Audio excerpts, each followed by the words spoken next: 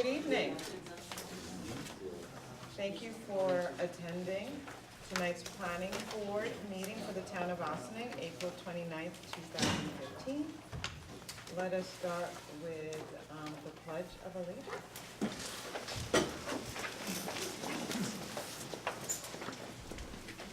I pledge allegiance to the flag of the United States of America and to the republic for which it stands, one nation, under God, indivisible, with liberty and justice for all.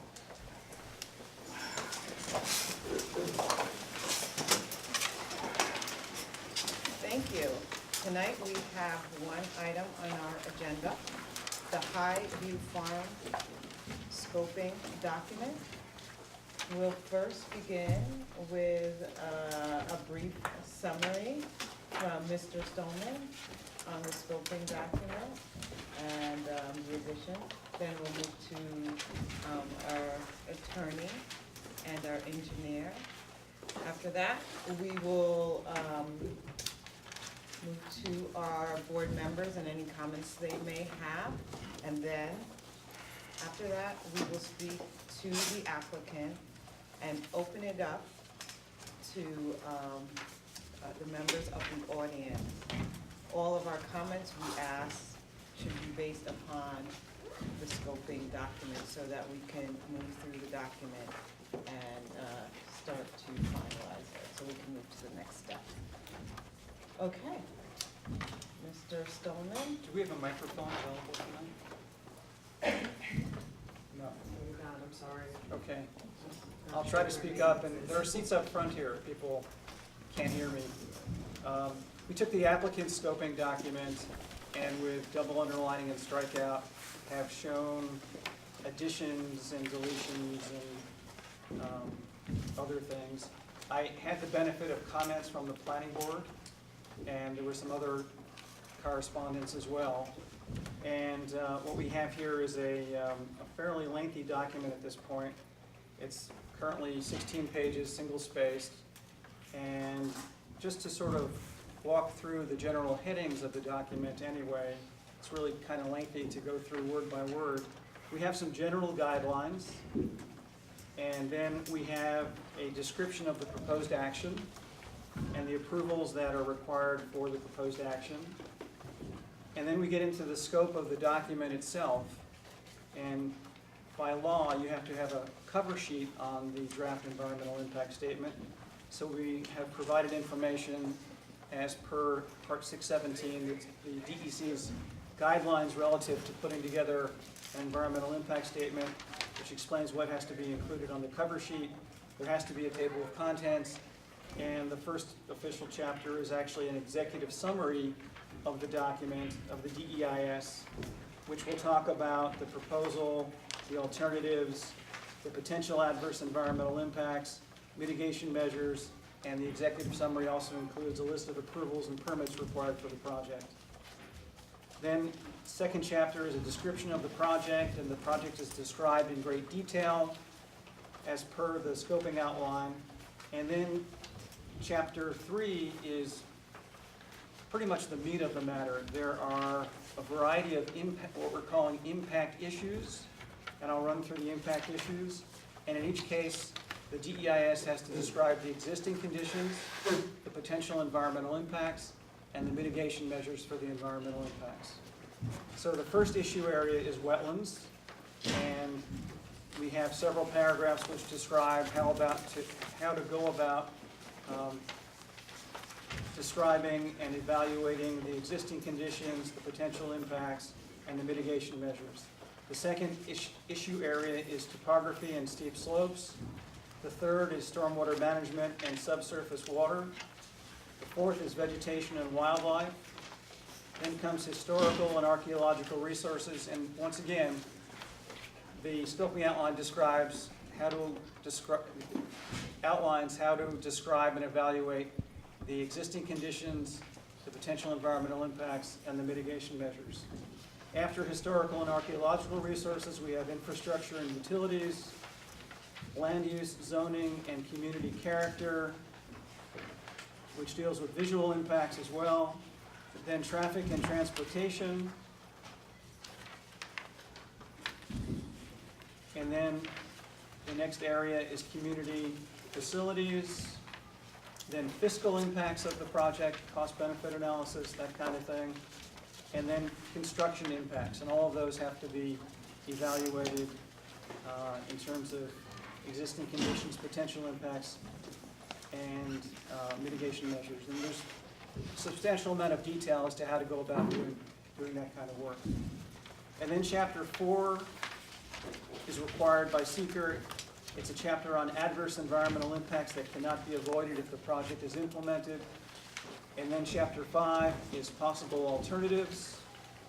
And we have alternatives regarding, the first one is a conventional layout, meeting all of the requirements of the R40 zoning district, the balance of the zoning law, and the various other chapters of the town code. And then section B would be conventional layouts with lower lot counts.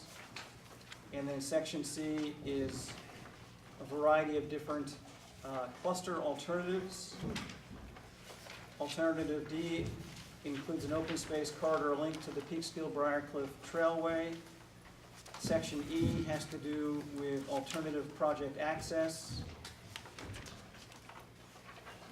And F, as required by seeker, is the no action alternative, which is a discussion of what would happen, what the situation would be if the project is not implemented. Chapter 6 is on irreversible and irretrievable commitment of resources. Chapter 7 is on growth-inducing impacts of the project. Chapter 8 is on the effects of the use and conservation of energy resources and solid waste management.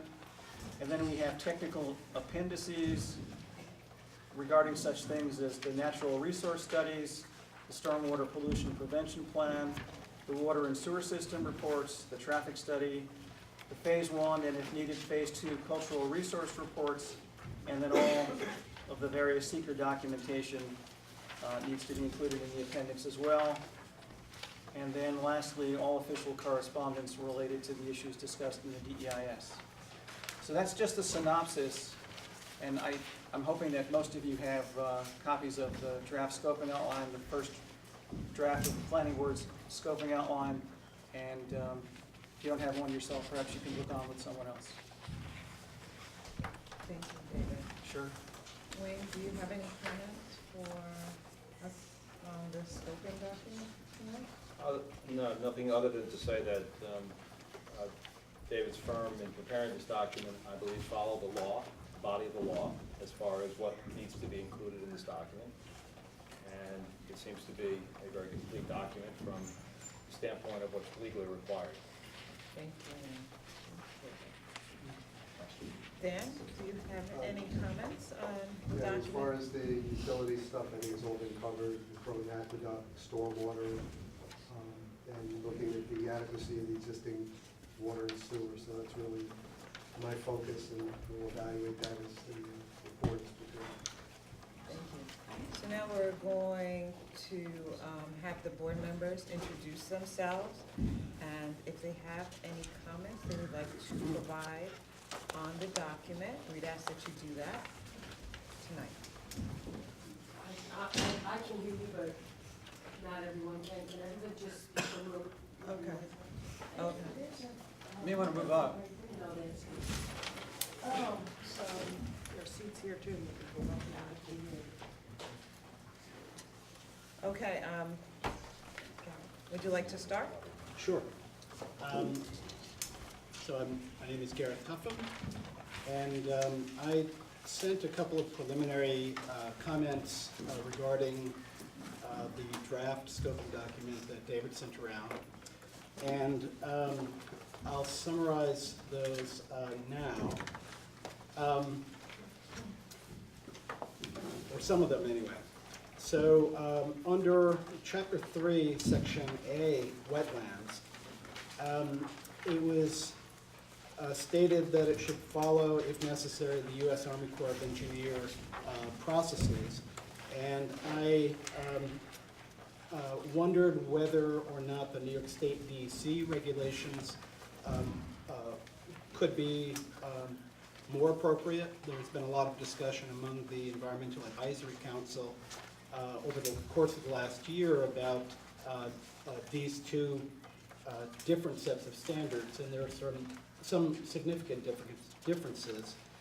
And it might be worth speaking with the EAC and to get their recommendation for this particular project, what would be most appropriate.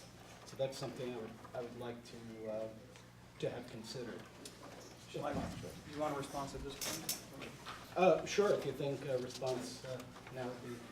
They definitely have to use the Town of Austining wetlands law regulations to delineate the town wetland. Right. There may be Army Corps wetlands on the property as well, in which case they would use the Army Corps criteria and perhaps come up with a different boundary. If there are DEC wetlands, which there are not, then they would use the DEC criteria and maybe have a third boundary.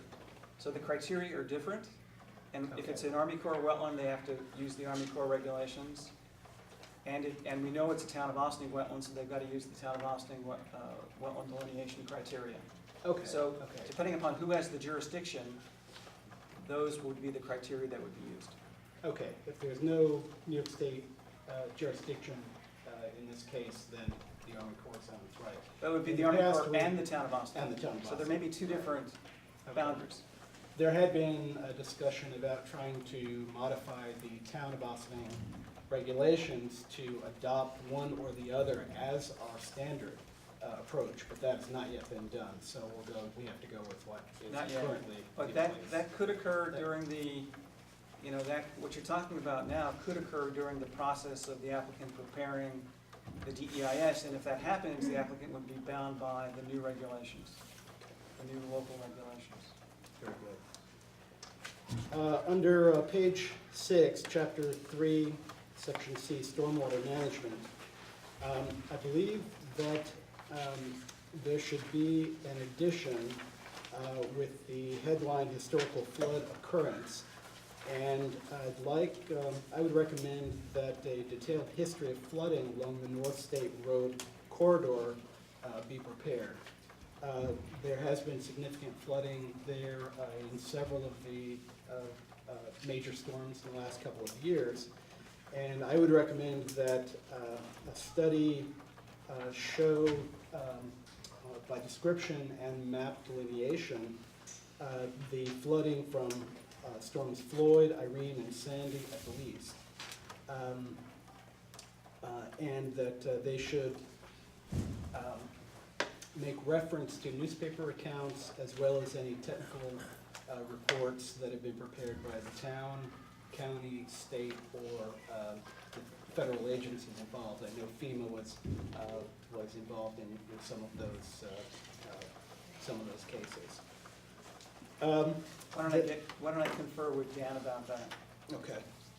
I mean, I think the. We don't have to do it right now. Okay, but- well, I mean, I think in terms of historic storms, there's really, there's certain issues that the town has, and some of them have actually been resolved on One State Road. But to do these type of analyses, there's a procedure you follow. And his obligation is to see to it that, at a minimum, the impact of his project is mitigated to pre-development levels. So, to that end, that's the standard we hold him to get into whatever deficiencies are on North State Road, I think is, I think is beyond, we can certainly look at it, but I think it sort of falls beyond the scope in which you can analyze here. But that's my opinion. Again, Just considering that this is a large site that drains directly into that area that has had significant historical problems, to the extent that we can require. But you should know, though, that there was some major culverts Mhm. along North State Road that were completely clogged up and not functioning. So a lot of the problems that occurred down in that area were a result of those culverts that have since been replaced. So that should remedy a lot of that. Okay. And the problem is that some of these things, what you really need to do is, you've got to essentially, where do you stop? You keep analyzing down the system, but certainly if there are deficiencies in the system itself, which have been identified and corrected, I think it really kind of goes beyond what this applicant can do. But the town has looked into those problems on North State Road and addressed them. Okay. So, Now, may I just add to that, when there's a development, I would think that the developer has to do as much as they can to ensure that there's limited or no runoff coming from the property due to the development. Well, Could you go into that, yeah, I mean, thought? It's, the stormwater, the New York State guidelines for doing stormwater they've kept ramping it up. So it used to be that you just had to look at a variety of storms and see to it that you didn't increase the flow. As the regulations evolved, then they brought in criteria in terms of how these practices are constructed to deal with water quality, that now you had to treat the water. And then it kept going, and now what you have to do is you have to employ practices that actually reduce runoff altogether. So in other words, it's not good enough just to hold the line on pre-development flow rates. You actually have to reduce the runoff. Make it even better than it Yes, was before. yeah. So That's interesting to So, know. I mean, because over the past decade, since they adopted these general permits for stormwater, every iteration of it has become more and more, more and more rigorous, and the standards keep going up. So, but that's not to say that, if there are, in the proximity of the project, there's something obvious. That's not to say that during this analysis that we found out, there's a pipe in Ryder Park or some improvement that could go a long way. I mean, you could take this to the next step and you could look at it and say, well, you know what, there's, for example, one of the issues we end up with these is that you tell an applicant, you've got to address this on your property only. Through seeker, you can look at other things. Like, for example, you could go into Ryder Park. Say if there was, and not to hold his line, but in other words, if you were able to take the money or the infrastructure that he was gonna do to solve the problem on his site, and you could take that same money and apply it, say, on a town-owned piece of land, and go above and beyond what could be achieved. You could actually fix stuff.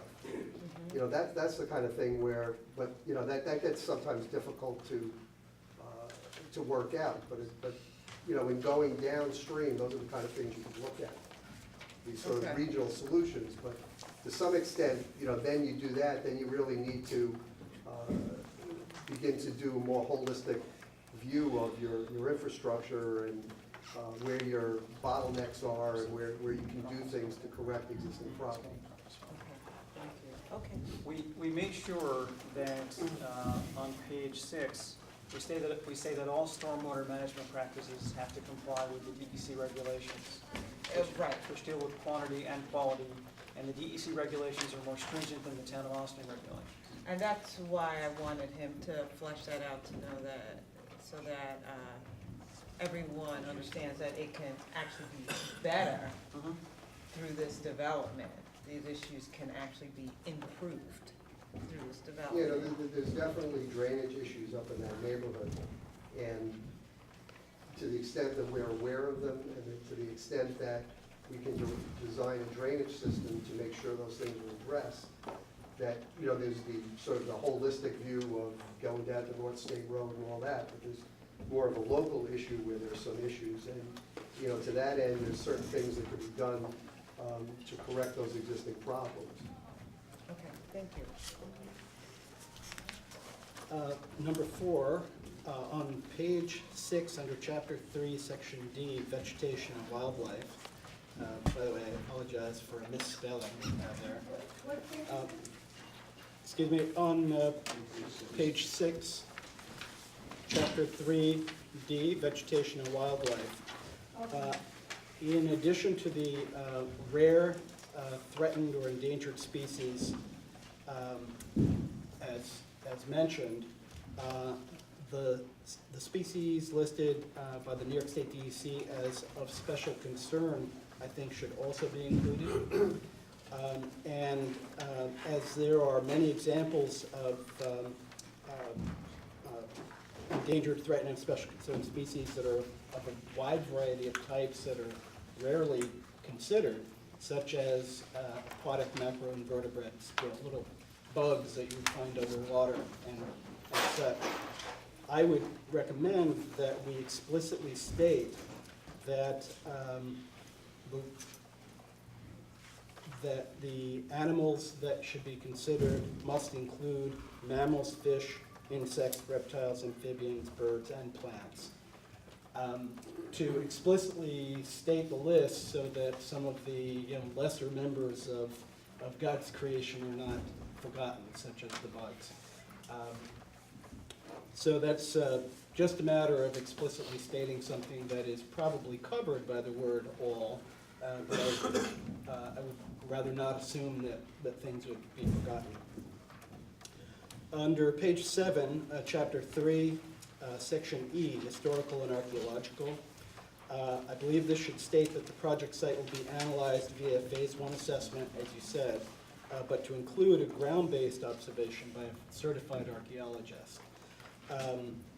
And as my understanding of a phase 1 assessment is sort of a preliminary assessment to see whether whether it warrants a much more in-depth study. And I would think that a walk through the property by an archaeologist would suffice for that, but that not doing a ground-based walkthrough would be insufficient. That would be my thought on that matter.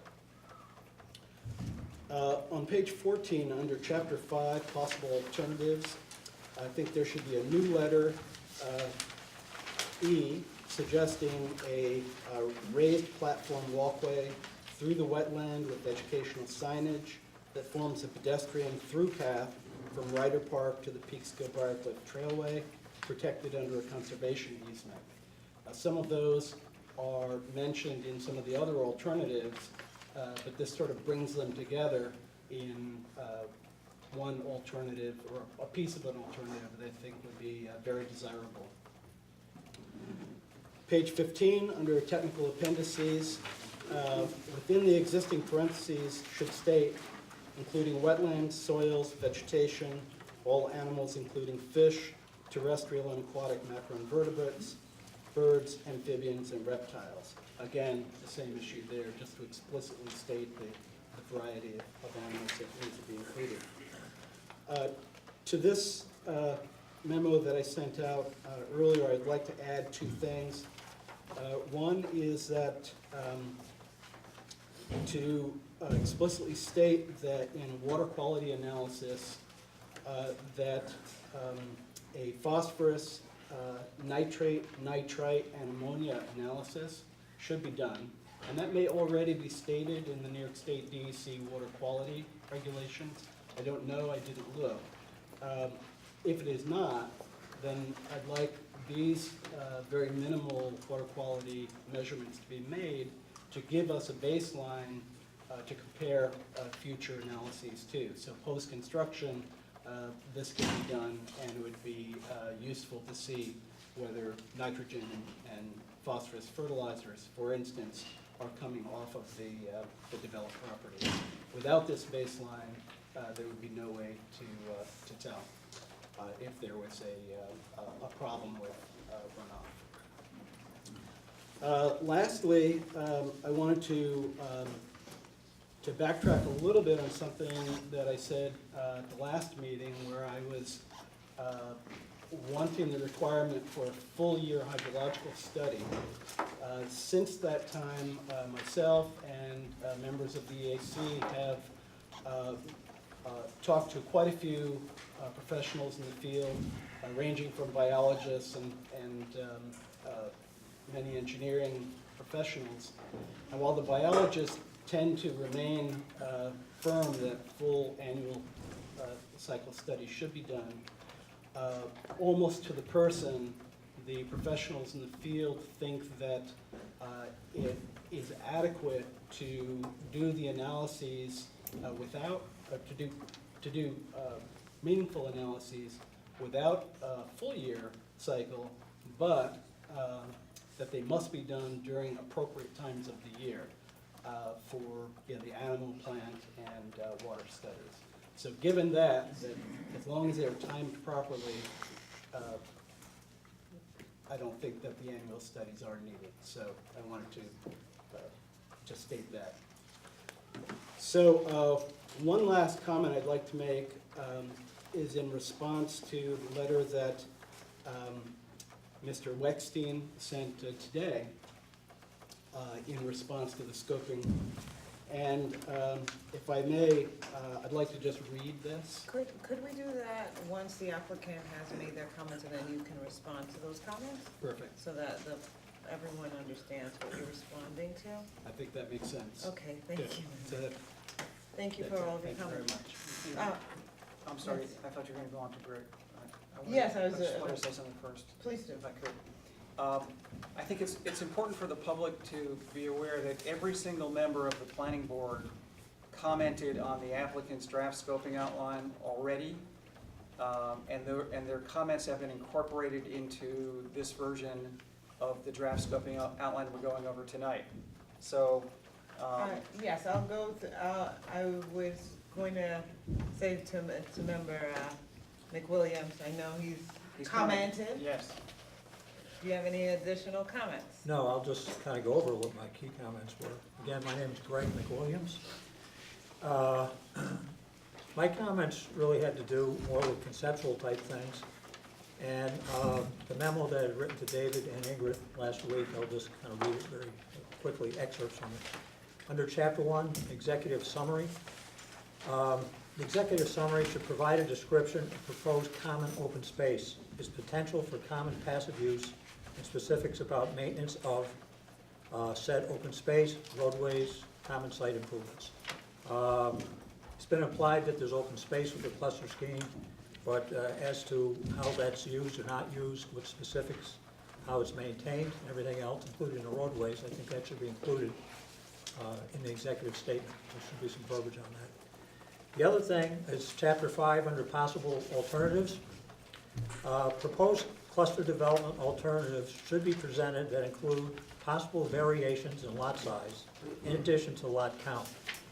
Varying lot sizes will provide for better utilization of the existing site in terms of decrease in density in critical steep slope areas, and possibly add visual interest in individuality to proposed residences. Developing the property as per a standardized minimum R5 lot size with specific bulk regulations lends itself to a cookie cutter lot building layout that is imposed uniformly over varying existing site conditions. So those points, and add some verbiage in here that it's really something that I'm sure the applicant is going to pursue, but it would really be worthwhile, particularly from the end of Morningside Court, to have renderings of what these buildings are going to look like right above there. And that particular area is probably what I was getting at in terms of really decreasing the density up there. It's a sensitive area, and having more dense areas around the site, but that's one area I think should probably be relatively or minimally developed. So that, in addition to all the other comments that the board members have made, those are basically the things that are different for me. My name is Dennis Kirby. Good evening, everyone. All of my comments that I submitted have been included in this document, so I'm not going to go through them. I would like to ask a couple of questions and possibly a comment. And that first question has to do with proposed action. Starts on the bottom of page 2, but then goes to page 3. And I'm wondering if the New York City Water Department or the New York City Department of Environmental Protection should be included on that list because the aqueduct runs under the property. Let me explore that. Okay. So that was one. Then on the top of page 5, under existing conditions, the first paragraph, that the functional analysis would be performed by a professional wetland scientist. Is there any certification requirement for a wetland scientist? I believe so. I don't know what the exact certification is, but I believe so. Okay, so should that be a certified professional wetland scientist? And is there any involvement by the planning board on who that wetland scientist would be or what company that would be? So that was my second question. Under page 6, stormwater management and subsurface water potential impact, I'm interested to know if there will be a study of potential impact of stormwater management during construction. And I believe, very quickly. That's it. Thank you. Just one comment. I'll check out the New York City DEP and SHPO. They're mentioned in here later on when it comes to the aqueduct, but I'll find out if they have permits to grant. Great, thank you. DEP wrote a letter. We have a letter from Right. DEP. But as to whether they have an official permit to grant, we'll find out. Got it, thank you. Thanks. Member Bocina? Good evening, my name is Jim Bacinas. My comments have gone out to the other board members. I'll keep it brief. They are based on exploring options on the site plan. I'm looking for other options that are zoning district compliant as opposed to the cluster development that's being proposed. So we'll look and see what those options are when they come in. There's already been a site plan submitted for the benefit of establishing a lot count, but I don't want to assume that that's a plan that they're willing to pursue. So we'll wait and see what other options come in. The other issues, specifically looking for a discussion on the runoff concerns from the adjacent properties. And so a couple of months ago, we received a letter from the Highway Department regarding the town board's approval for some of the work that's going to take place in Ryder Park. So we'll need to have that addressed as well. Okay, thank you, Member Bocina. I too have submitted my thoughts and my comments with regard to the scoping document. And as the board members know, most of them went over the alternatives that we would like to see analyzed through this process.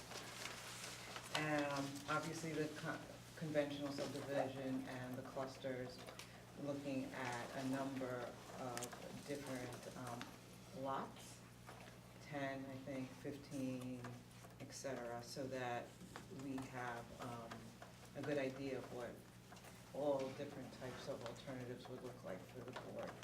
Also, there's a fair amount of steep slopes on the property, and I know I think I've seen a steep slopes map that demonstrates all the steep slopes. The percentages of the steep slopes weren't indicated, or I didn't see them indicated, you know, if it's a 40% slope, et cetera, et cetera. A map of what's the slopes and what's currently out there, we should be able to obtain a copy of that for our review. And eventually, we should have the property staked for, obviously, building lot lines, building envelopes, the lot lines, et cetera, so that we know exactly where everything is proposed to be placed, so we can see it in view. And the planning board, of course, can go to the site and look at it. Okay. At this point, we will have the applicant come and address the board if the applicant has any comments. Thank you. Thank you, Madam Chairperson, members of the board. Adam Wechstein, partner in law firm of Hockerman, Porterville, and Wechstein. I'm here on behalf of the applicants. My comments are actually restricted primarily to alternatives, not surprisingly. We feel, number one, that there are too many alternatives, and number two, that some of the alternatives are unreasonable in light of what's being proposed, in light of the site. By my count, there are at least 10 alternatives that have already been asked for. Can't hear you. Sorry. Okay, would you prefer? Just a little bit. My louder. comments relate primarily to the alternatives. We believe there are too many, and we believe some of them are inappropriate. In this case, there are at least 10 alternatives that are required by the scope, 5 different cluster alternatives, multiple or an unspecified number of reduced density conventional alternatives, obviously the proposed action, a zoning compliant conventional alternative, 4 different access alternatives to the site, and now we're hearing a pathway plus previously in the scope there was the Briarcliff Peekskill pathway link. For a project of this magnitude, and frankly for a project of any magnitude, that's an incredible amount of alternative analysis. I mean, the process, again, in looking at alternatives, is supposed to require the applicant project sponsor to do a reasonable range of alternatives, considering the objectives and capability of the project sponsor. It's supposed to be enough to give you and the public a basis to make an intelligent decision, but not to go into every conceivable permutation and combination that can relate to this property. So number one, we think there are too many. And we think you can achieve the same thing by having a lesser number than what's there right now. It's a burden on the applicant, and frankly, we don't think it helps in your fact-finding or the public's ability to make an intelligent review of what's being proposed. We think, number two, that several of the alternatives are at a density that is inconsistent with the applicant's capabilities, objectives, and what's reasonable. What we have here, as you know, and not to belabor it, is a 31.5-acre site. You have a determination by your board already that there's a maximum lot count of 24, which is a maximum. You're not bound by that. We understand that. You have a site with public sewer, public water, minimum lot size of 40,000 square feet. Frankly, we don't think there's any place in this scope for the 10, 12, or 15 lot alternatives. My other comments really are more limited. One is that we think that the tree survey you're asking for, we understand one will be needed and required to evaluate it. We do not believe, and it's not been our experience in other municipalities, that that should be of the entire site. Your tree ordinance requires, well, defines a tree as anything with a 6-inch diameter at breast height DBH. In some instances, trees as small as 3-inch DBH can also be trees as defined in the ordinance. What we are requesting is that the scope just be modified to say that we will do the surveying, identification, and classification of the trees that are within the disturbed areas or the areas proposed to be disturbed by the action and the alternatives that are included in the EIS.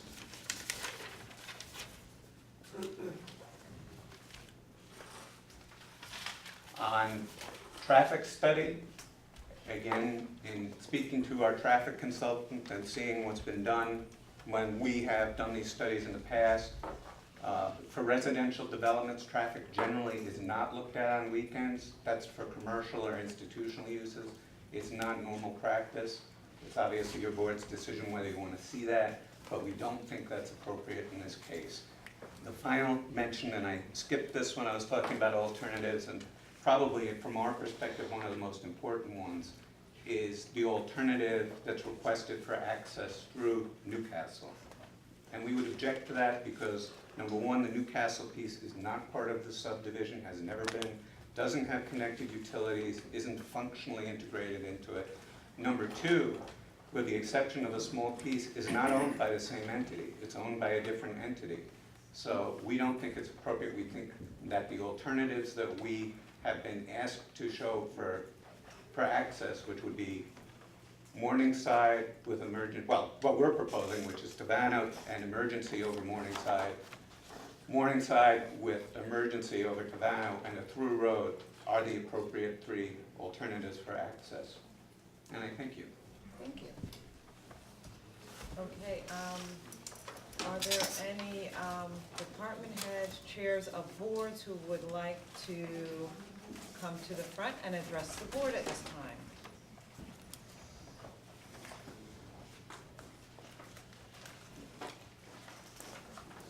Thank you. I'm Mitzi Alex, chairperson of the Environmental Advisory Committee. And I have copies of comments that I've also emailed. Thanks.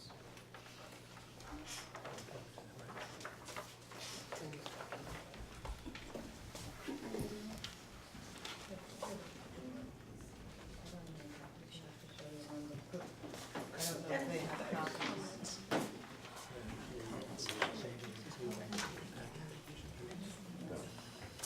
Oh, you already have her comment? It was sent tonight, right? No. No. No, these are this different. evening. This is new, so that's Oh, why. there's overlap.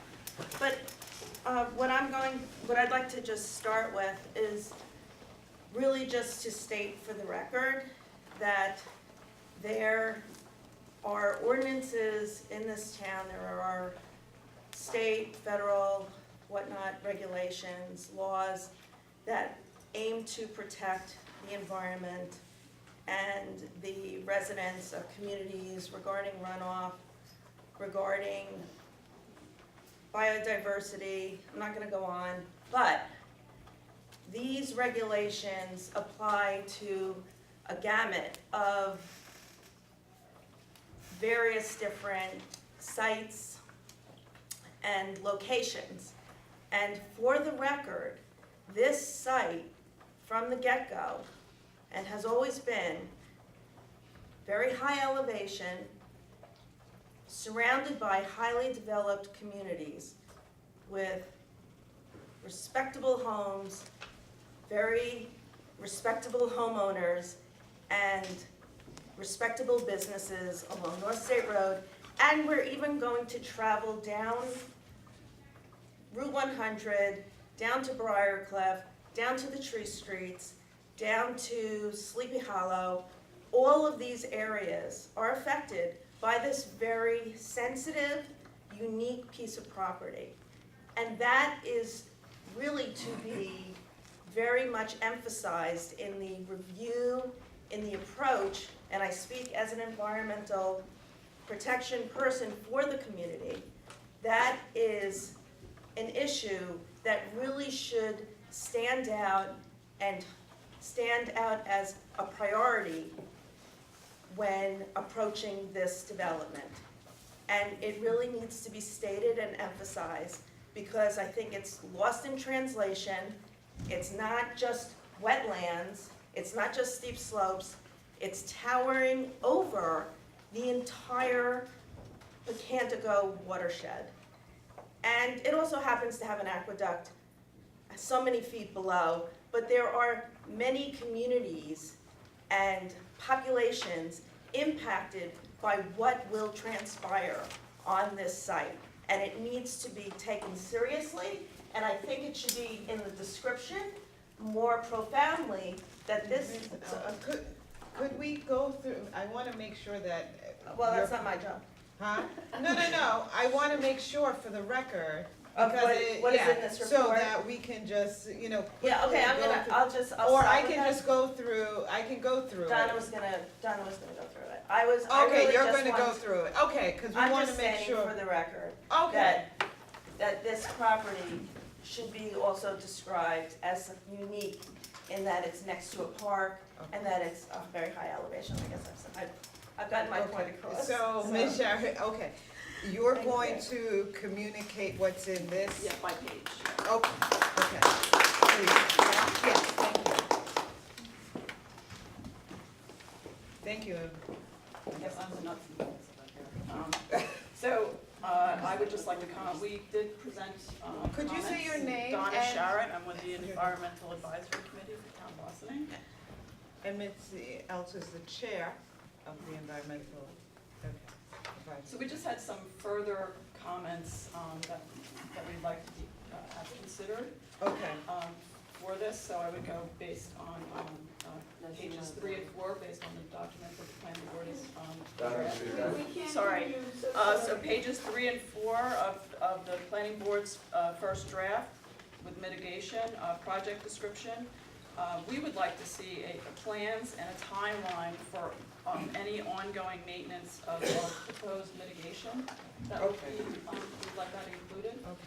So, and particularly a timeline, so that when mitigated wetlands are often fail, and they need 3 years Okay.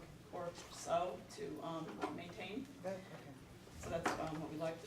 Page 5, wetlands, chapter 3, the existing conditions. All existing wetlands, watercourses, vernal pools, and ephemeral streams, including those within 200 feet of the site, and regardless of size, should be delineated and described in the wetland study, in our opinion. The wetland delineation should be determined by both hydrophytic vegetation and hydric soils. Okay. In this, it only lists soils, and I think that, So you want to the add, hydrophytic vegetation okay, also. so that's what her addition, okay. Yeah. Then this would speak to what Gareth mentioned. The vernal pools and ephemeral streams are only going to be able to be identified during the spring season. So, So he has communicated that, well, this is one of those cases where there's a Comment. specific time. So like, Right. rather than saying we need a year-long study. just say spring season. For, yes, for Emphasize ephemeral, that. yes, for ephemeral streams and vernal pools. Okay, Now, I'm bringing into the idea of the DEC determining with the wetland, because the jurisdiction of the wetlands, we feel, should not be determined until all the wetlands have been delineated and any possible wetland and watercourse connectivity has been established. Connectivity of existing wetlands and watercourses may establish a combined size of wetland that would warrant additional governing jurisdictions, including the New York State DEC. okay. Then speaking to Rob Dosher, who's the district manager of the Office of Soil and Water Conservation at Westchester County Department of Planning, he suggested that the wetlands hydrology, or the wetlands budget, water budget would be determined to determine if it's the wetlands that are there, if they're created by impervious soils, groundwater, or stormwater runoff. Okay. And I think this is important because when you're taking all those impervious surfaces, the roofs and the roads, and you're channeling water to other places where this is a property that used to have uniform water coming down, that might change the very wetlands that aren't going to be So they must mitigated. analyze Yes, just the- determine if, the creation and. yes, if, how that's gonna change that. Yes, Mr. Dosher also stated that wetland identification should be performed during the growing season with soils free of snow and not frozen. And I would really prefer that to be in there because this is traditionally, a lot of the developers try to come in January under snow. I don't know how you do soil testing at that time. So, okay, so that comment you want. Yes, so that's Okay. also existing conditions wetland. Okay. Page 5. He suggested that each point should be flagged and have a GPS identification, that a full report and data sheets should be provided, and that an independent consultant should verify the boundaries and results. Okay, So now on wetlands, number 2, the potential impact. Any disturbance to or crossing of wetlands, wetland buffers, and watercourses, and watercourse buffers should be clearly identified, described, and mapped. He also stated that it should note that any wetland that becomes hydrologically isolated due to construction could be considered a disturbed wetland, and therefore included in mitigation plans. okay, So if it shouldn't just be where the road is going through the wetland.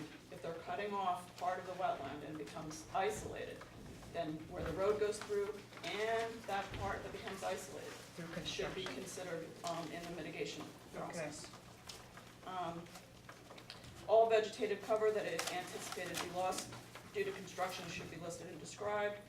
All replacement plant materials for any proposed mitigation should be listed with both their common and scientific names. I know, David, you included that in another area. I just wanted to make sure that was in that too. So probably what you had covers it all. But I'll make sure it does. be redundant. I'll make sure. Thank you. Native plant materials should be used, particularly with any mitigation projects. Under no circumstances should plant materials which are listed on the New York State DEC prohibited and regulated invasive plant law, which has just recently been passed. None of that should be permitted. So same chapter, wetlands under mitigation, which is number 3. Wetland mitigation should be adopted with a 1-to-1 ratio of disturbed wetland to replace wetland, disturbed buffer to replace buffer.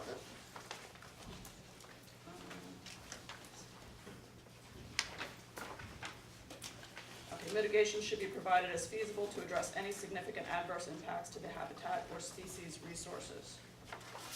So doesn't seem to be much mention of habitat in here, and I think that's important to include that. Okay.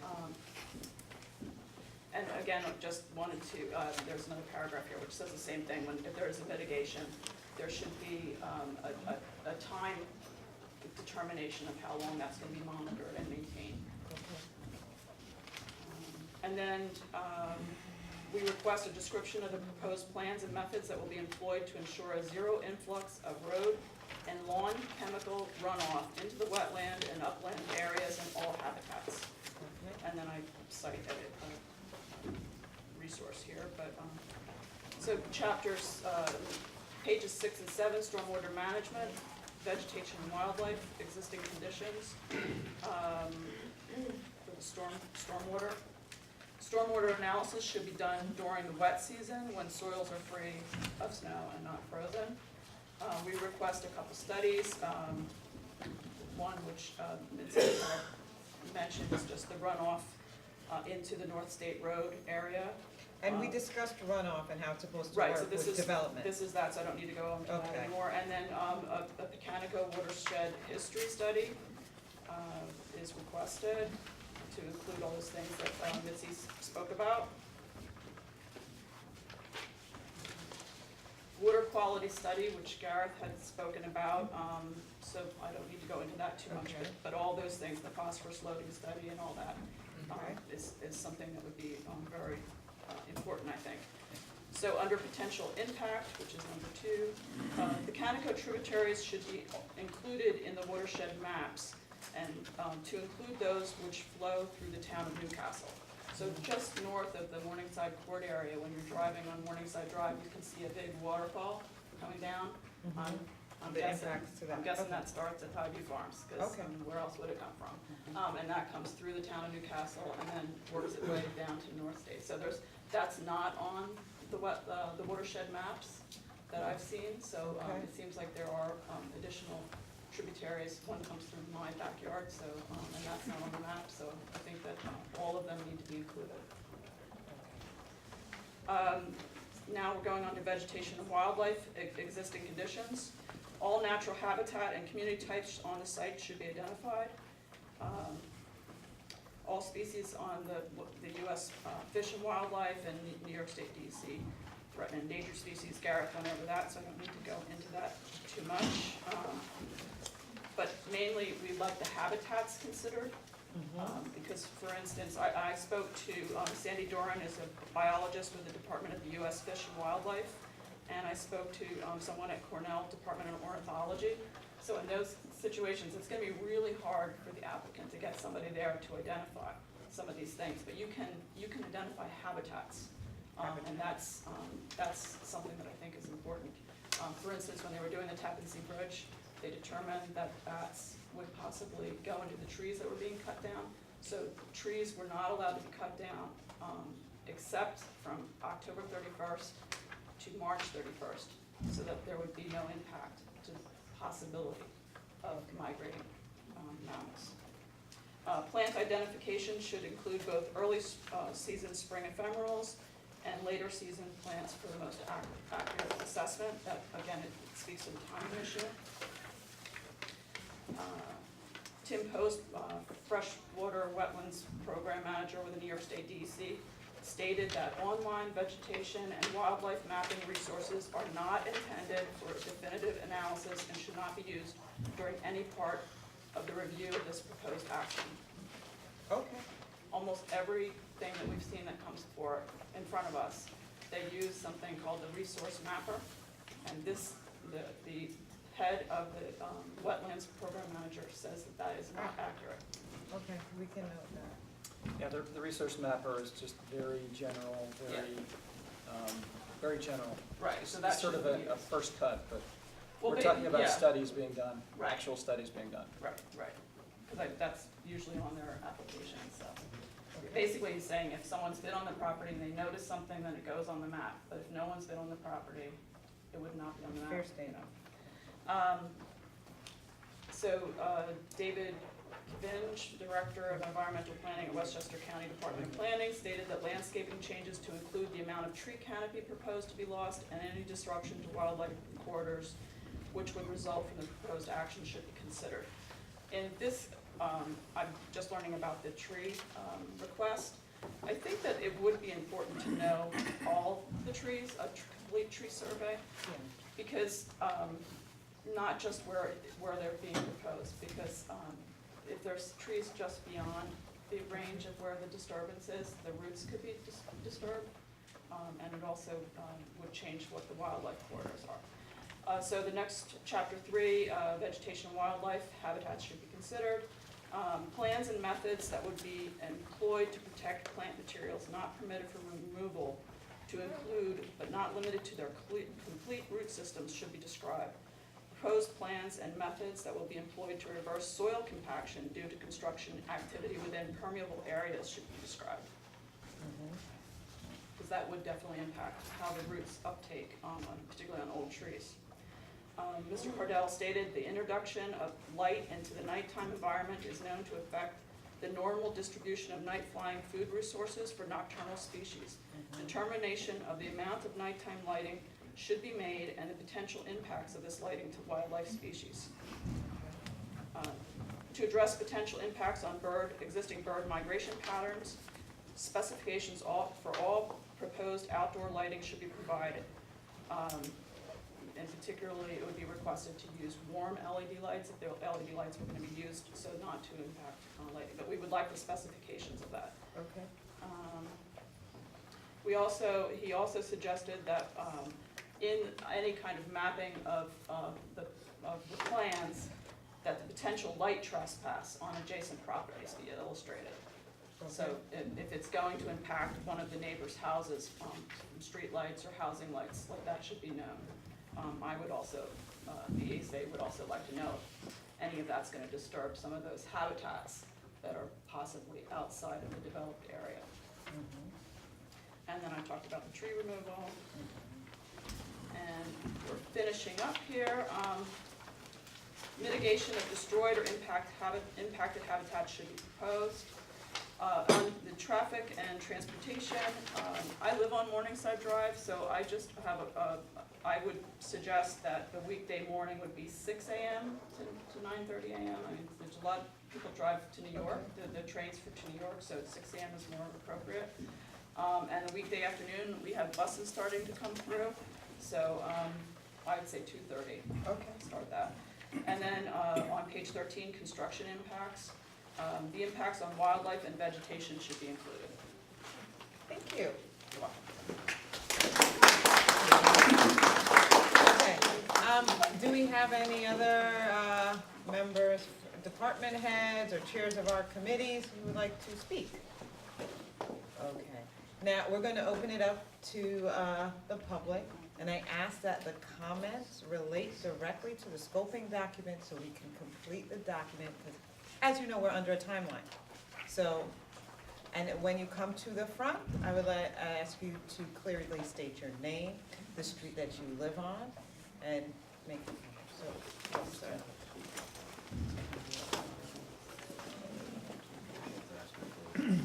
Thank you. Mark Hoflick on Morningside Drive. I'm just going to be very brief. As an architect, when you're dealing with a very difficult type of project,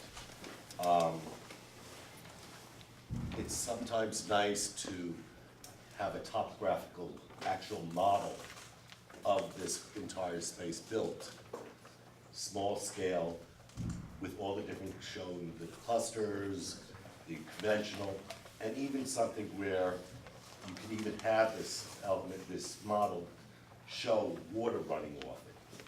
I know that as an architect, when I've had to design very difficult projects in the past, we've had to build a model to present to a building department for review, whether it's in New York City, or at Oshkosh, B'gosh, or anywhere.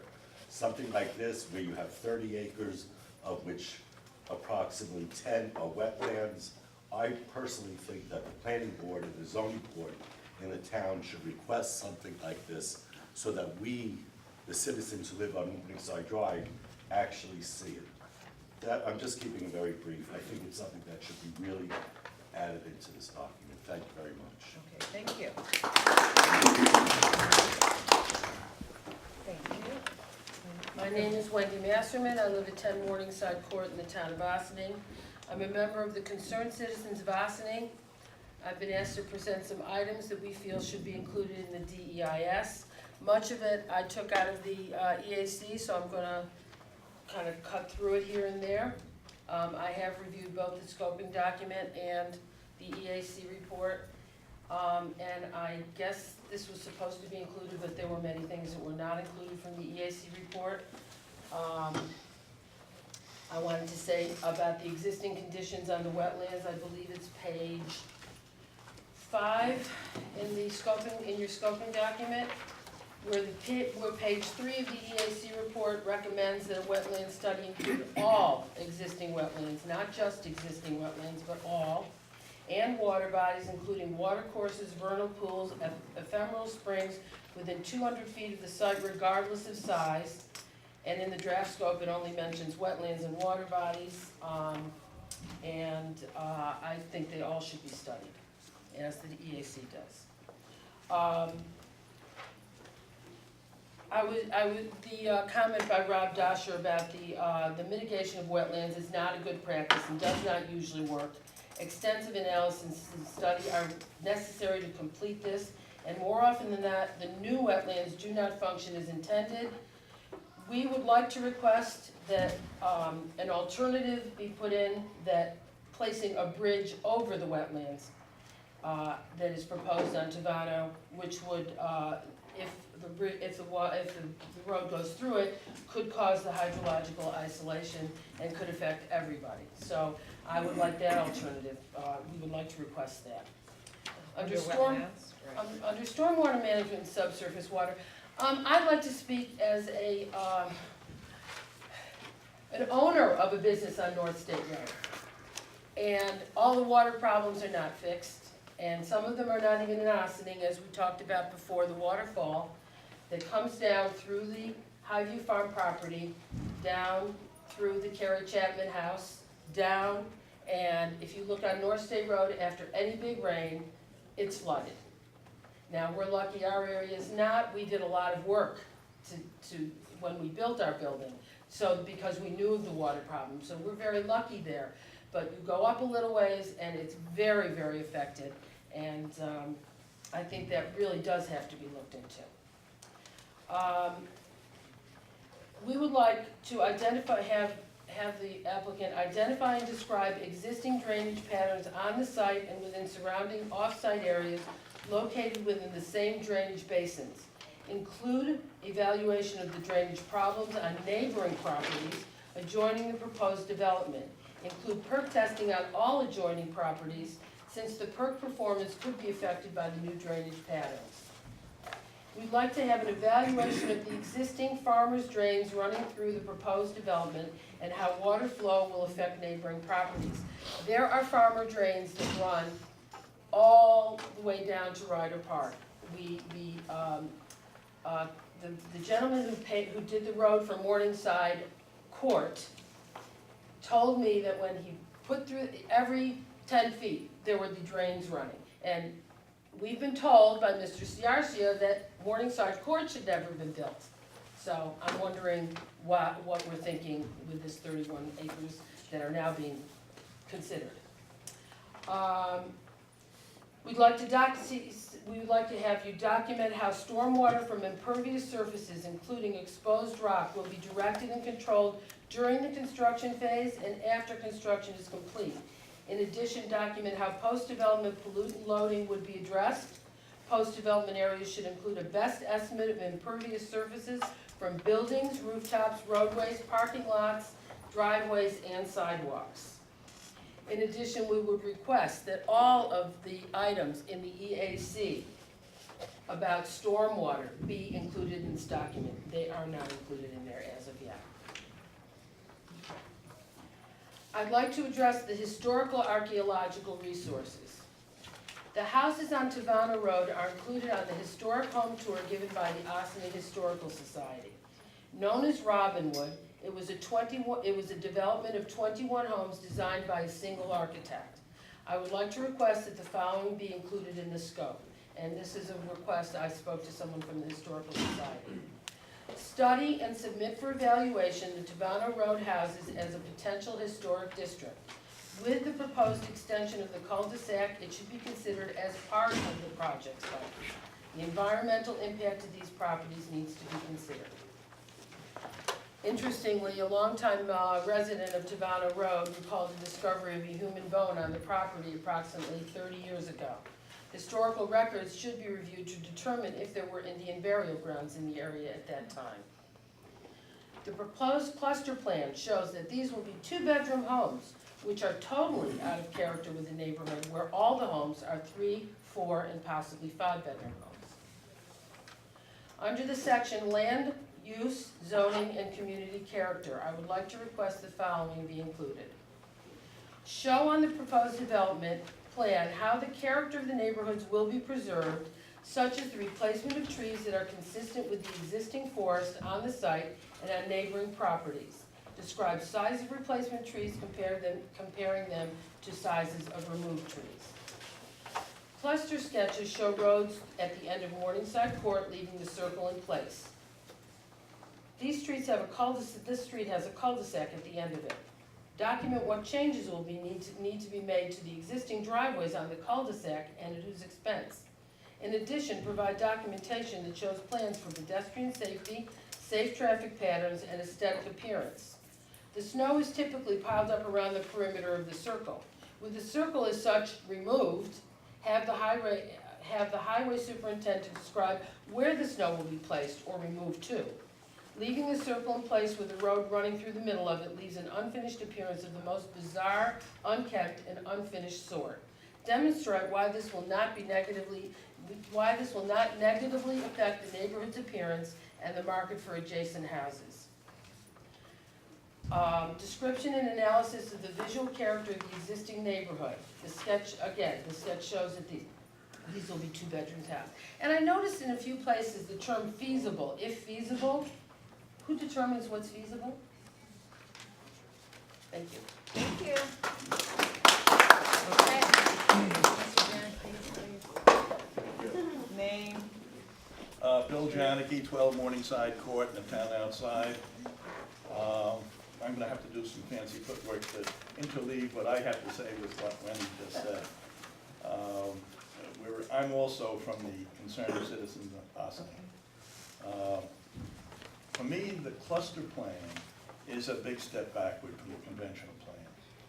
It exacerbates impacts on the environment and homeowners like me, especially like me, since I'm in the epicenter of the steep slope coming down from the top of the hill. I'll justify those assertions with some facts. Well, with the cluster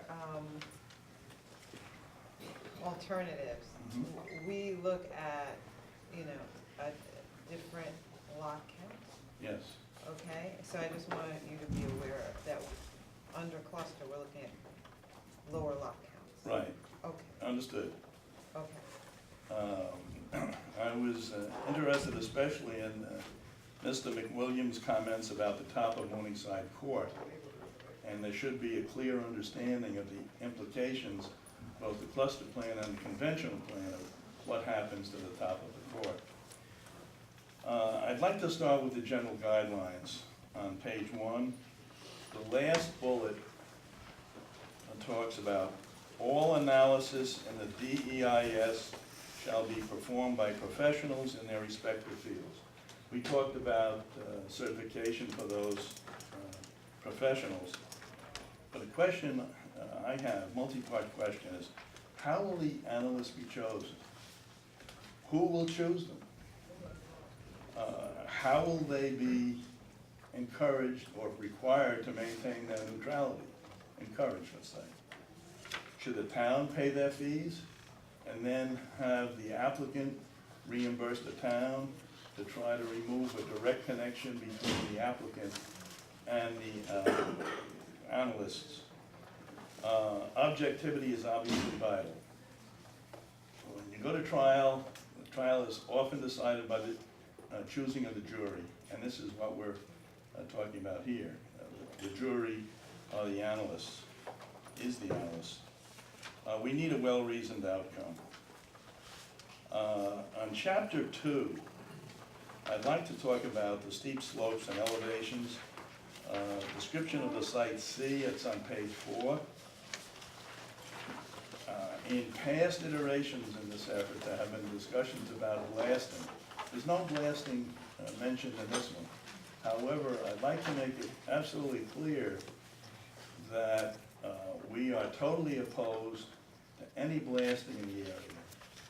So that if we didn't take this position now, I would be concerned that later on we'd be barred from addressing it should it be reintroduced.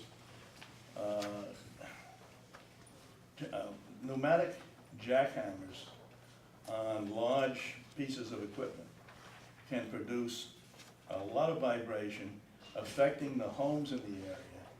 The homes are built on concrete slabs. Some of them already have cracks in those slabs.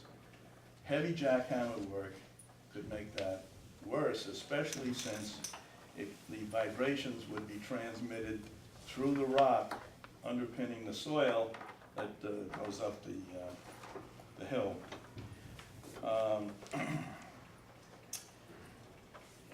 Road options. This should be a consideration for shoulders on the road, especially this road that's going to go up from Morningside Court up to Tavana Road. Is there going to be, shouldn't there be a sidewalk? And if not a sidewalk, at least a broad shoulder that people and bicyclists can use.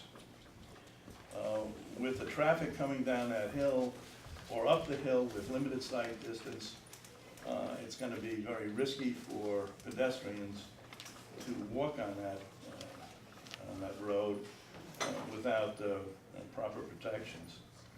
Will there be emergency passing for 2 cars or 2 vehicles? That needs to be addressed. Should there be turnoffs if there's a breakdown of some vehicle coming up or down, and get that vehicle out of the way? The question of the foundation underneath that road is very important. The soil there may be not able to support a road that would carry potentially heavy equipment, like fire trucks. I've been told that there should be 50-foot borings every 50 feet on that road going up to Tavana Road from Morningside Court. There should be drilling to establish the strength of the foundation. Question is, who's liable if there's a washout of that road, and who pays the freight for its repair? Wendy touched on the bizarre shape of Morningside Court and what it's going to look like if the plan shown on the conventional plan and the cluster plan diagram is followed. The road, Morningside Court, would continue on up past what is now the end of Morningside Court Circle, and then there'd be a right turn going up to Tavana Road. And if the plan is what we're going to wind up with, we're gonna have these two bulges out the side of Morningside Court Extension. It's gonna be really bizarre looking, and people will wonder about us. I'm starting to wonder about us already. The access road, I talked about the thin, narrow soil, underlying rock, potential for mudslides in that area without the proper soil testing and drilling down into the underlying rock. Chapter 3, under B, topography, steep slopes. B2, grading will be carried out to minimize runoff, potentially, the word is used, using swales in the land to redirect water runoff and minimize any impacts caused by construction where it's reasonable and possible. Who makes the determination as to what's reasonable and what's possible? How can we get some competent, objective, neutral party to make those judgments? Let's see. I have some photographs which, in the interest of time, I'm not going to distribute them, but I'll enter them into the record through Sandy. Thank you. Finally, traffic cutting, it says page 11, G, traffic cutting through the road from Tovano to Morningside Court shall be discussed. What does that mean? Shall be discussed? We've been talking about this for 2 years almost. We're going to continue the discussion. What are we going to learn that we didn't learn before? On J, page 12, fiscal impacts. Add that the reduction in value of nearby properties could be included and should be included. The last thing I want to say is that throughout the entire paper, there are terms that are very troublesome. For example, I just mentioned an issue should be discussed. Shall be discussed, should be discussed, that's mentioned 10 times in the paper. As necessary or feasible, 7 times. Described and evaluated 3 times. No next step specified once, for a total of 21 different references to uncertainty. And I think that's an awful lot of uncertainty to be left in this paper at this point. Now, I understand that much of this will be cleaned up later on, but at the same time, going into that final DEIS paper, I would hope that we would do a better job of addressing those uncertainties. That's it. Thank you. Any other member of the audience would like to speak specifically on the scoping document?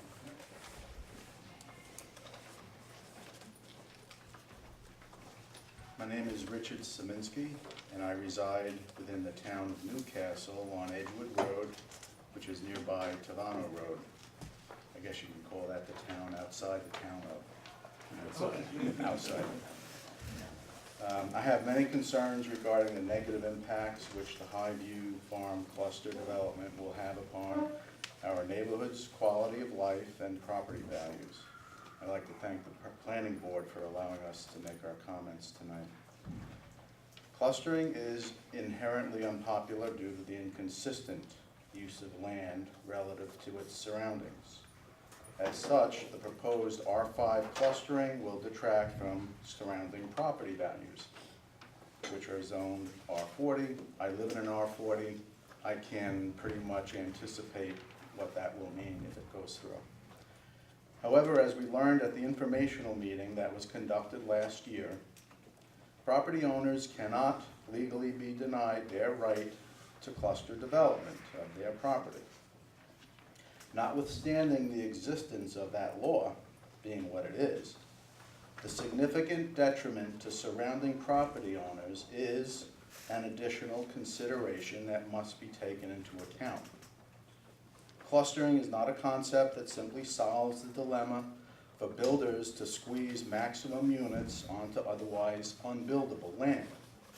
In this case, the central location of unbuildable wetlands has forced the units proposed within Highview Farms to be clustered at the perimeter of this property and will result in significantly negative impacts to the surrounding neighbors. Open space that remains will be enjoyed only by the residents of the new properties, whereas property values of surrounding neighbors will decline significantly due to the inconsistent scale, close proximity, and limited scope of the new housing units. Aside from the lot size, the units currently are limited to just 2 bedrooms. What then will the square footage of the living space be for each unit? Isn't this proposal significantly out of character relative to the surrounding properties? Also, a homeowner association with fees, will it be established to ensure proper maintenance of common areas such that changes to topography won't impact neighbors down the road? And any remediation if and when flooding occurs? If not, who will fund those costs, the builder or the town? Also of concern is that one of the proposed cul-de-sac roads runs adjacent to the backyard property lines of homes located on Tavano Road, which creates new frontage in their backyards.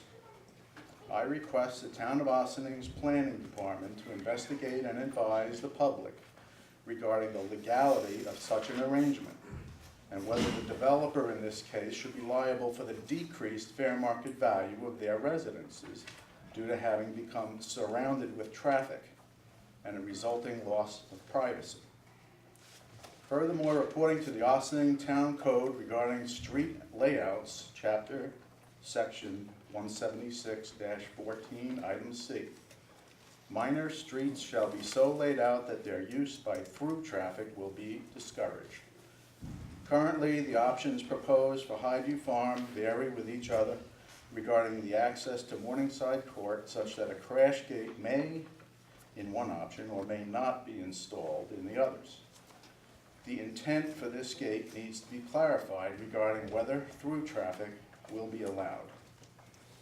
The building of new roads to intersect with existing cul-de-sacs also should be designed and implemented at the builder's expense to ensure public safety and aesthetic integration of homeowner frontage with the new intersections. Aside from the long-term detriments to neighbors, the following impacts during development also need to be considered. Slope exposure from excavation and soil stockpiling should be immediately protected by silt fencing and hay bales. Slope stabilization via grass and or other plantings should occur during current growing seasons, not a subsequent winter season. And rock excavation and blasting concerns. I'm sorry if some of this is repetitive, but I wanted to make sure it gets into the record. Deep testing of every 50 feet on the center of roads should occur to verify the quantity of rock to be excavated. Develop a study to determine and document the weights of loads from these roads and vehicular traffic in them, and show how the subsurface foundation would be able to bear them. Demonstrate how the subsurface will not be washed out over time, causing the road and especially its edges to collapse. Provide guarantees to the town for road damage repair using bonds or other third-party guarantee. Provide a study of the impact of jackhammers on neighboring foundations. And we're not talking about the little manual ones, we're talking about the huge tractor types. Guarantee against homeowner damages for a bond or other third-party guarantee. Provide documentation assessing the impact and risks of blasting on the Croton Aqueduct, neighboring foundations, and children playing in Ryder Park. Finally, on balance, and I know this is subjective and opinion, but it seems to me obvious that the costs and impacts to neighbors and the environment outrageously outweigh the benefits derived by allowing R5 zoning. This would not be an equitable development with respect to the surrounding neighbors' enjoyment of their properties. Adhering to R40 zoning, originally designated by the town, or something less dense, seems more appropriate. Thanks for your consideration of these comments.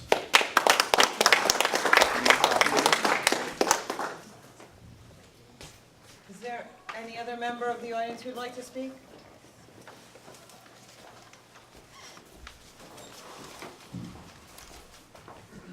Madam Chairman. Planning Commission. Deborah Van Steen. I live in the village of Ossining. I'm an architectural historian. I'm on the board of the Ossining Historical Society Museum. I'm also on the Village Historic Preservation Commission.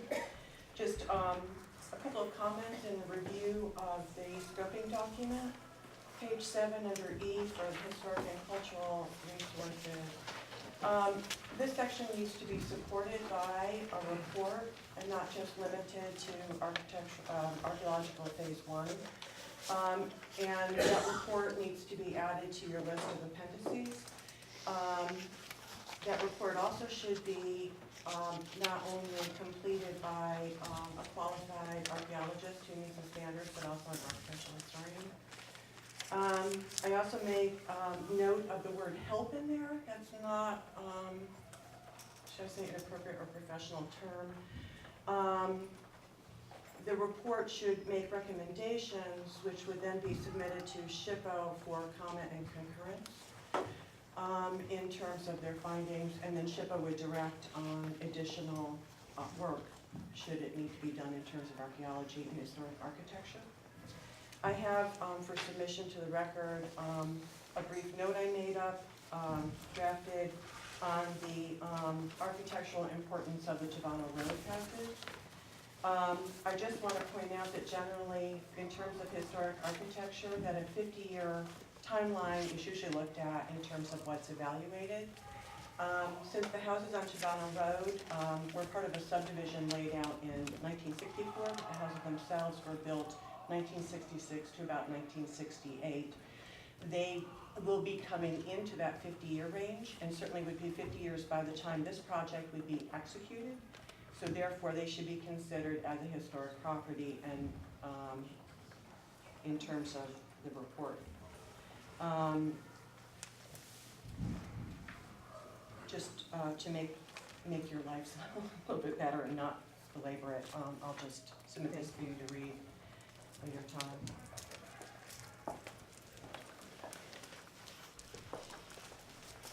Thank you.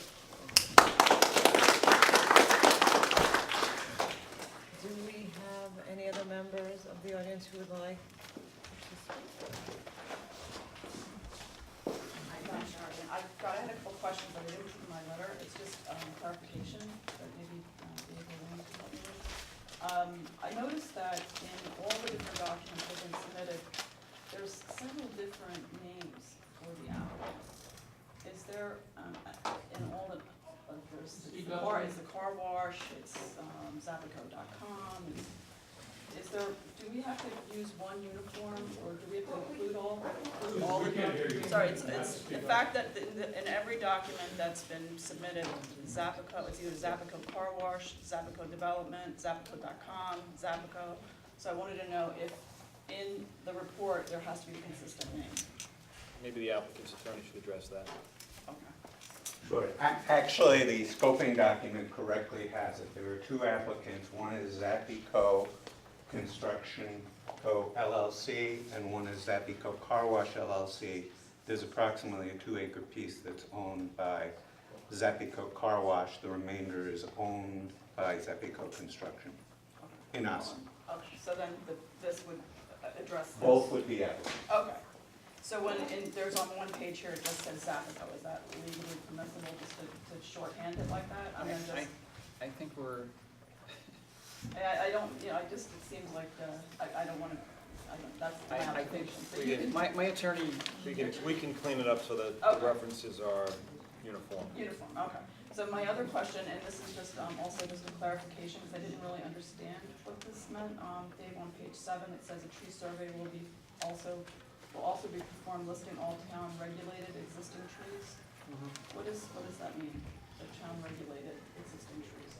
trees that are regulated by the tree ordinance. Is that just by diameter, or? Well, I don't or is have it it. by species? I did have it. I didn't see any, because I looked through the tree law, They actually have the wrong one on the website. I had printed down the old copies. They're defined in the chapter. But is it by species or is it by size? Size, I believe. Size, okay, so I think it's like 6 inch diameter or something like you're that. right. Okay, great. All right, I just wanted to clarify because I wasn't sure about that. Thank you. Is there any other member of the audience who would like to speak on the scoping document tonight? Thank you. May I be heard briefly? When will we be able to see, I know it's due on the 15th, when, Could you please come to oh, the I'm front? sorry. I know that this has to be completed by the 15th. When will we see a second draft? Will we be able to see what, that our thoughts were included, or the EAC or whatever? David, could you possibly answer that question for us? I'm going to try to incorporate everything that's been offered that's as soon as possible. I'm not sure when it's going to be done exactly. It'll be done before the 6th, which is your next meeting. We're having a meeting on May 6th to discuss this I again. That's next. Yeah, I think the intention is to adopt a final scope on the 6th. yeah, Because that's the last so the meeting. public will have an opportunity to see both prior to our adoption. So, like, for instance, I mean, I don't wanna complain, but we Okay. got this document yesterday, and it's probably 10 hours of my time in reviewing it to get here tonight, whereas if it came a few days earlier. And I know that the EAC report was issued on the 15th of April, and I was very surprised to see that more of their information was not adopted Okay. into this document. Okay. Is there a legal time limit that is, like, can be It's 60 extended days. so that we can review, everyone in the town can review it or not, Yeah, Okay. we have a time limit. So I'm going to get this done as soon as I possibly can, and as with giving you as much time in advance of the 6th as I can, but I'm not sure exactly when it's going to be done. Okay. Is there another member of the public who would like to speak specifically on the scoping document tonight? Okay. Is there any board member who would like to make a comment at this point? I'd like to make a quick comment. Oh, please do. I'd like to respond briefly to Mr. Weckstein's comment about the tree survey. I wrote a memo about this earlier today, but I'll summarize it here. So Mr. Weckstein claims that there is little to be gained by surveying trees outside the area to be disturbed, and I reject that argument because without a thorough, full property tree survey, there would be no way to document tree removal beyond the limited areas that he would define. And illegal and unauthorized tree removal is not uncommon in development, and I think it's something that needs to be guarded against. In addition, I don't believe that the large tract of land and the large number of trees he refers to is an especially large burden because it's exactly proportional to the size of the property. So it's the same burden that any property owner of any lot size proportionally would have to do. So I strongly recommend that a full property tree survey is retained as a scoping requirement. Thank you. Just to sort of buttress what you're saying, Gareth, because the alternatives are varied, and we don't know which alternative may be chosen ultimately by the planning board, either the proposed project or one of the alternatives. Unless you do a tree survey for the whole property, you're not going to know which trees are affected by the various alternatives. So I would agree with Gareth. And I just wanted to mention one other thing. In the section on alternatives, we do say, all cluster layouts shall have a substantial wooded common open space buffer between the proposed lots and the outer property lines of the subject property. So we're not talking about any clusters that have any lots up against any perimeter lot lines. Thank you for clarifying that. May I be heard Yes, briefly? please. I don't mean to make this too much longer. Number one, because it's been now mentioned a few times, the use of New York State Department of Environmental Conservation standards for wetlands on the site would be totally inappropriate, and I would say contrary to SECR, which says that SECR, one of the fundamental principles is that SECR doesn't change jurisdiction between and among agencies.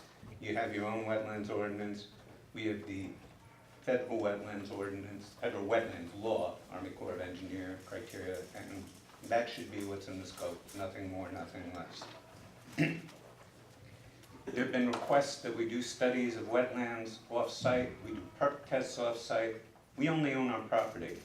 To the extent that these features, such as wetlands, can be determined from public sources, from aerial photos, we can do that. But we can't be required by the scope to go take perk tests, go do testing, have our wetlands consultant go within 200 feet of the site on every site. Aside from the burden that would be involved, we don't have, again, we don't have the capacity to do that.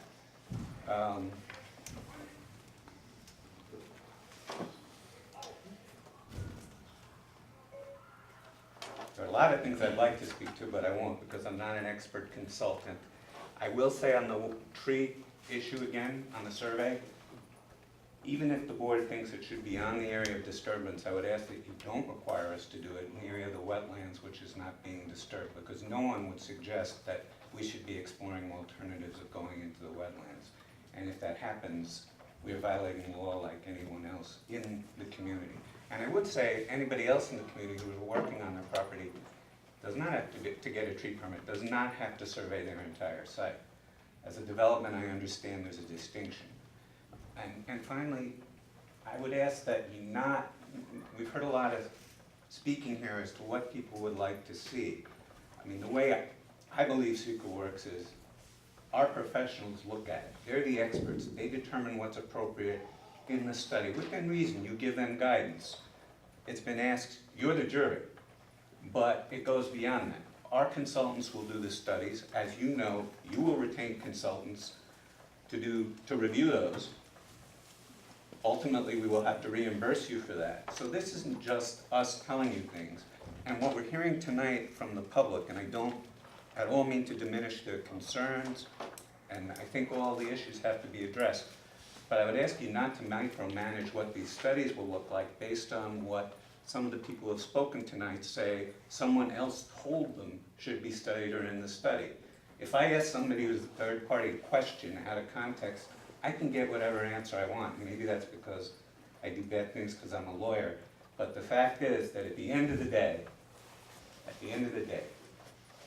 it really should be the experts and what's traditional in the field and not what people are telling you they've heard from third parties. And I thank you.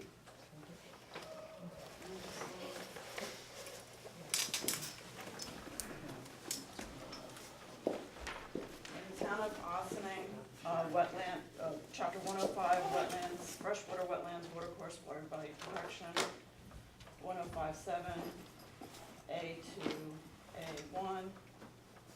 Additional information may be requested by the planning board, including any of the following: the location of all wetlands, watercourses, and water bodies on the site under review and within 200 feet of the site, no earlier than 12 months prior to the date of filing the application. Thank you. Thank you.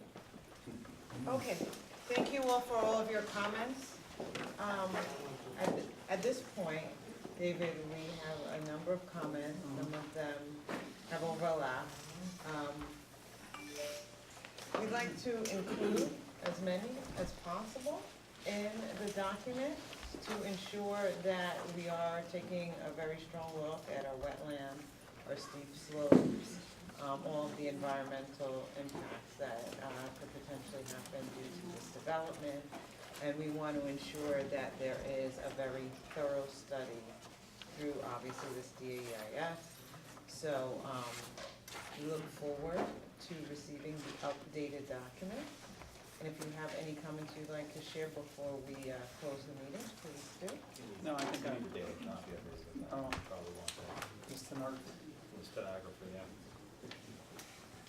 I have no additional comments to make tonight. Okay, thank you.